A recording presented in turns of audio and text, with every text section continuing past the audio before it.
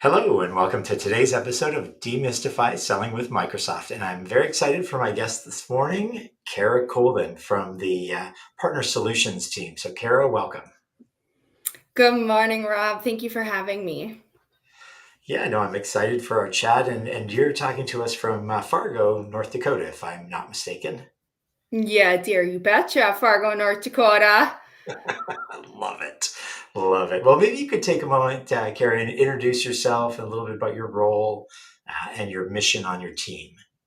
Yeah, absolutely. So, as Rob mentioned, I am a partner solution sales manager for our North American Azure business. So, what does that mean? Uh, I honestly, we've been going through a bit of a identity crisis over the last couple of years with our title, but most people would know my role as a channel sales manager or a territory channel manager. So I work with our partners as it relates to acquisition and closing new customer business within Azure. So enablement, go to market, pipeline. And helping them facilitate business practices to do that at scale within our SMB business. Right. And I think that's important to call out is that you focus in on the SMB business. Is that fair to say? Yeah, absolutely. And if for those who've worked at or worked with Microsoft for any period of time, will probably recognize that SMB at Microsoft is not necessarily small, medium business. It is more so our unmanaged account space. So there's been several times where we've closed born in the cloud companies that just didn't have a Microsoft footprint in the past, but they've become since large enterprise organizations and managed accounts since we've closed those opportunities. So more unmanaged, but I think as an industry standard, SMB is what it's often referred to. Right. It helps the partners to kind of, okay, this is the place you play, and that makes sense. So, and it sounds like from what you said there, the partner ecosystem is a big part of your success. Is working closely with partners. Is that the case? Yeah, absolutely. So I have a team. So I work with Azure, and I have peers that also cover modern workplace security and our business applications. But I specifically today work with our distribution team and with resellers that work through distribution or indirect providers. But I also, based on the need and the status of the partner, if you have um, a customer that needs help, we have a program called PLSR or partner led sales. Um, PLSR, partner led Right. sales resource. That's Yes. that's awesome. Oh man, I need more coffee apparently. But partner-led sales resource, it's essentially a form that you as a partner fills out, and it puts you in contact with my team to help, with funding or with pre-sale support, demo support, anything that's really on that, helping assist you close those opportunities as a partner with your customers.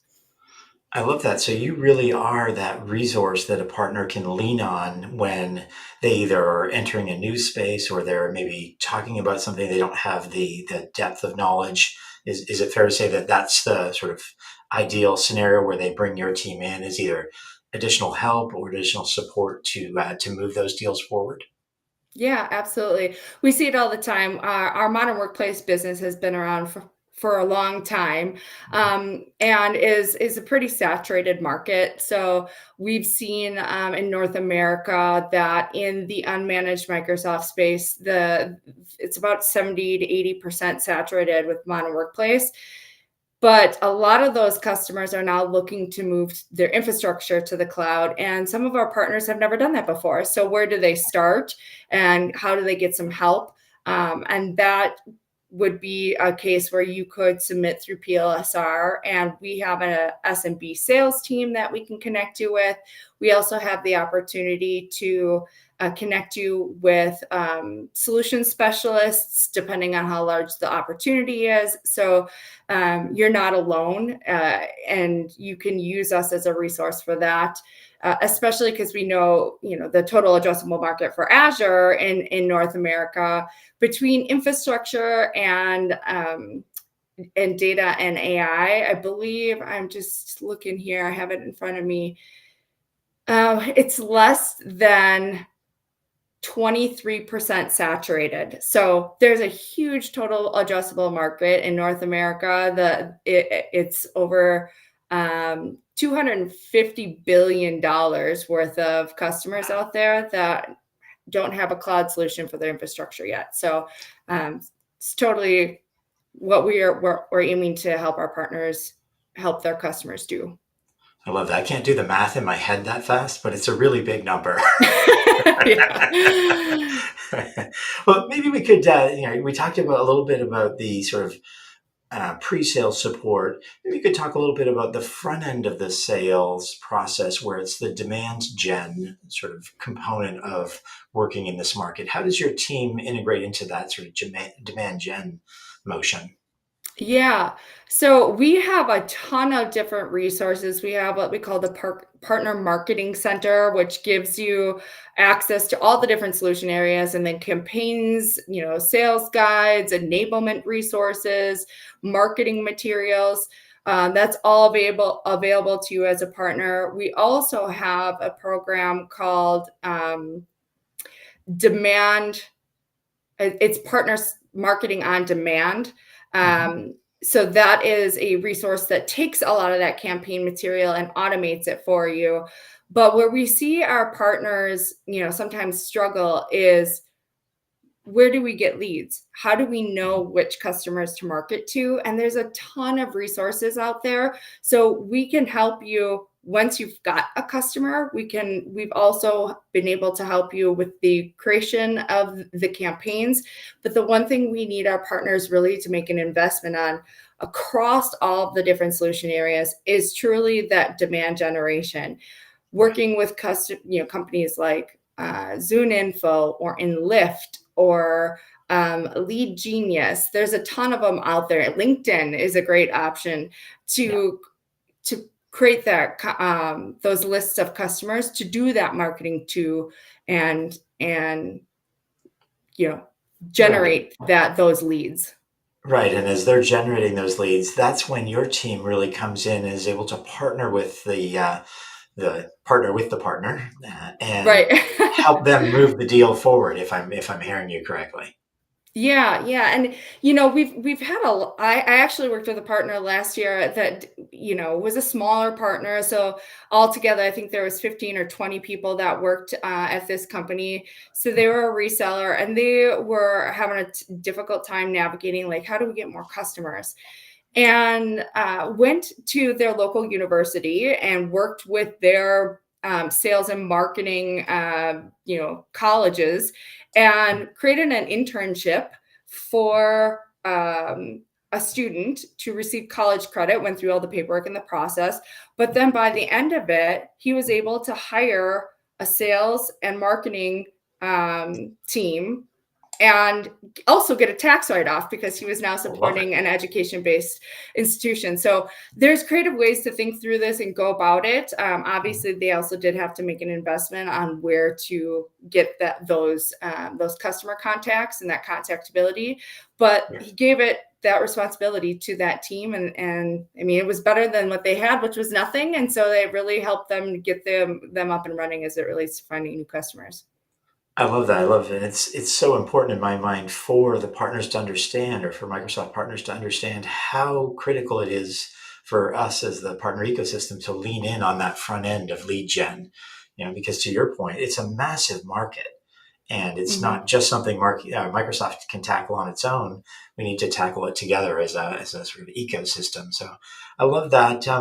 Let's talk about the types of partners that succeed in programs like this. And so I'd love to ask you about the solution designations. And how Yeah. important is that to you? And does your team look at that when they're talking to partners? And I just love to get your feel for that and the solution designation in general.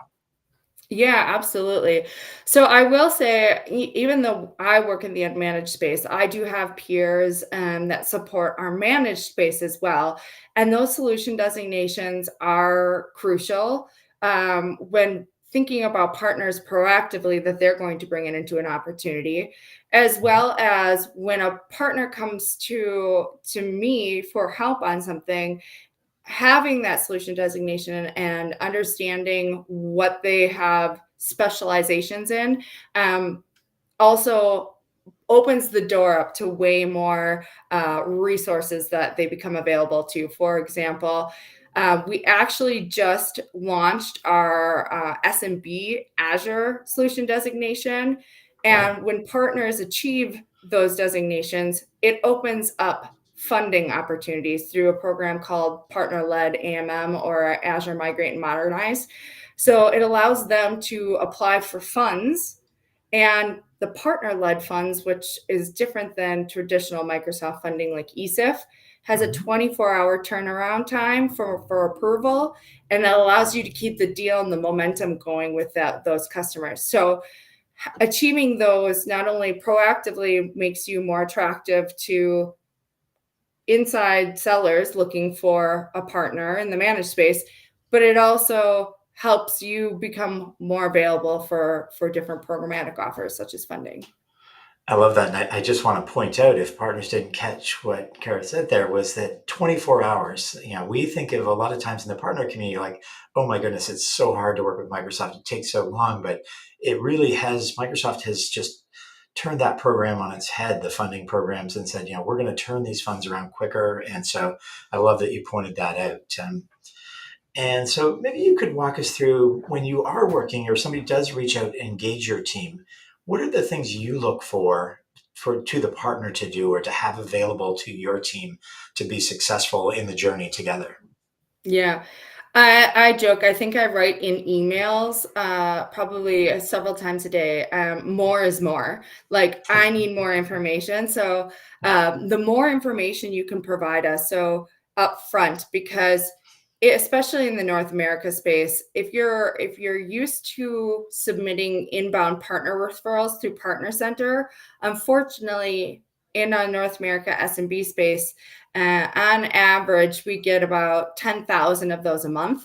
And so Wow. my team of 15 partner solution sales managers, we just don't have the capacity. So that's why we have PLSR, is so that we can gain that additional context from our partners before jumping in. So the more information that you provide us, what have you done? What have you tried? What are you struggling with? What exactly do you need help with? By the time it gets to me, I have a very clear understanding of which resources I need to deploy and what Right. options make it are available to you as a partner. So having that information is crucial. That's awesome. And if I heard you right, then is it still, it's important to put the deal into Partner Center as a Yeah. referral, but then also do the PSLR. Yeah, PSLR. Yeah. Right. Yeah. Yeah, The absolutely. Because LSR. Sorry. especially if you're uploading quite a few opportunities, like, you're Mhm. not going to be able to sit there and check what's managed, what's not managed, what's managed, what's not managed. But know that if it does come, if it is an unmanaged account or isn't falls into the SMB space at Microsoft, it might that referral might get a notification that it expired, and that's just because nobody picked it up or did anything with it on our side. It's no, doesn't hurt you and any sort of KPI that you might have with Microsoft at all. But if you're like, why isn't anybody doing anything with this? You might want to look that particular customer up individually in Partner Center and see whether or not it's managed or unmanaged. And then if it's unmanaged, you can submit to PLSR. Right. Great. What I would love to do maybe is we could double click on some of the services that your team provides. So I know that there's assessments that you could help with and pre-sale discussions. So if we could double click on that, I would love to learn a little bit more about the types of engagements that you see are successful when you do them together with a partner.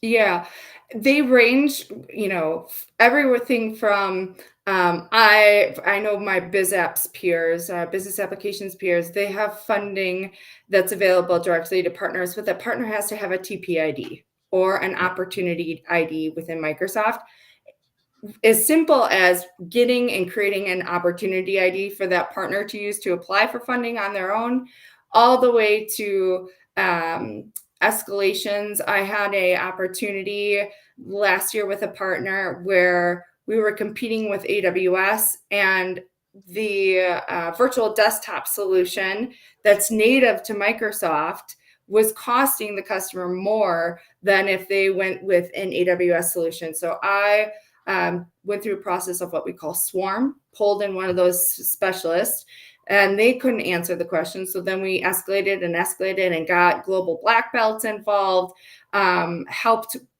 get some concessions and funding for the partner to make it happen, as well as I jumped on the phone with the customer to say, I'm the voice of Microsoft, so you are in good hands with the partner that you are working with. That's not the issue here. Microsoft obviously missed something on the back end that is making this even a situation possible. So it's literally as simple as you might need somebody operationally, something that checks a box, all the way up to getting a large level of expertise involved to help you close those opportunities. I love that. So you're saying that it's not always just, even when the more complex deals where there's things that have to happen in the back office or behind the scenes, your team can support you in those types of journeys, if I'm hearing you correctly. Yeah, and it also gives us, you mentioned assessments. It That whole assessment program came out of the need of, we had partners coming to us pretty consistently, specifically for Azure. How do we price this? This is super complicated. I don't know what size virtual machine I need. Do they have software assurance? What is Azure Yeah. hybrid use benefits? There's, infrastructure and selling Azure is not what modern workplace is. I joke, I kind of jab my modern workplace peers because I'm like, oh, great, you sold a SKU, cool. Now you get to move on to the next one. And for me, it's like, oh, great, we signed up for Azure. Now I have to build an entire infrastructure. Right. So we have those assessments. We heard our partners, took that, went to our go-to-market team, went to our product team and said, we need to come up with a way to scale because we can't do all of these pricing exercises individually. And so they came up with our SMB solution assessment desk, which uses a program called Dr. Migrate, slightly different than Azure Migrate. It's free to our partners, free to our customers. It's an agent that gets plugged into their environment, and it spits out a full roadmap and a guide of pricing of what it would look like and the different options for the customer based on their existing environment. So we have those sorts of things too that we can make sure that you're aware of and help you deploy and recognize what's available. That's amazing. And so again, this is, I want to just call out for partners that this is why the process is so important, that it unlocks the ability to get to programs like this or to get to teams like Kara has that can help really take the customer on a full journey in Azure. So that's amazing. Absolutely. Great, great. Well, Kara, as we're sort of wrapping up our time together, is there anything you'd like to share with partners as one thing to take away from this discussion around a partner center, around the programs, or engaging your team? What would be the one thing you would encourage partners to take away from today? I think really, I probably am one of the least technical people that works on the Azure team, but my true passion and focus is around sales and the partnership with the technical folks that our partners are and can become. So don't be intimidated if you're new to Azure or if you're new to the partner ecosystem. There's a ton that happens, and that's always changing. But don't be afraid to reach out to us, and we can point you in the right direction. Reach out to your partner peers if you have them. We're here to help you get through that. And if there's an SMB customer that you're needing help with, PLSR, and I will make sure to share the link with Rob to post and share with you so that you have access to that moving forward.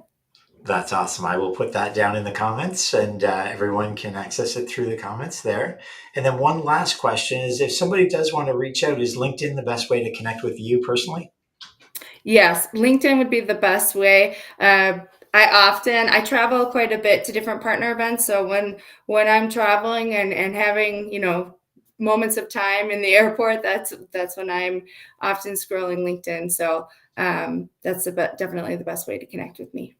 Awesome. Well, Kara, I want to thank you again for your time today. You shared a ton of super valuable information here. And again, I want to encourage partners to take advantage of the programs that your team runs. I mean, it can move a partner business forward really exponentially, in my opinion. So thank you for all the good work you do there. And thanks for joining us today. Yes, thanks so much for having me, and look forward to working with all of you.